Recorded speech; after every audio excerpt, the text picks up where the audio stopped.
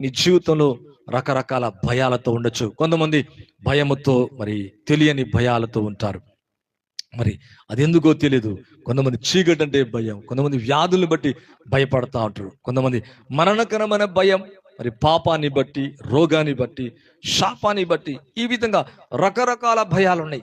ఈ భయాలన్నిటి నుంచి మానవుడి హృదయంలో, మనస్సులో ఉన్న ఏ భయం అవుతుందో, ఏ భయం నీ జీవితంలో తొలగిపోవట్లేదు, ఈ సందేశము ద్వారా నువ్వు ఎన్నడూ కూడా భయపడు. అందుకే శక్తియు ప్రేమయు ఇంద్రియ నిగ్రహ శక్తి గల ఆత్మనిచ్చితిని గాని మరి పిరికితనము గల ఆత్మనివ్వలేదు. అనగా మనము దేని విషయంలో కూడా భయపడొద్దన్నదే దేవుని యొక్క ఉద్దేశం. మరి పరిపూర్ణమైన ప్రేమ మన భయాలన్నిటిని కూడా వెళ్ళగొట్టును. భయము దండనతో కూడింది.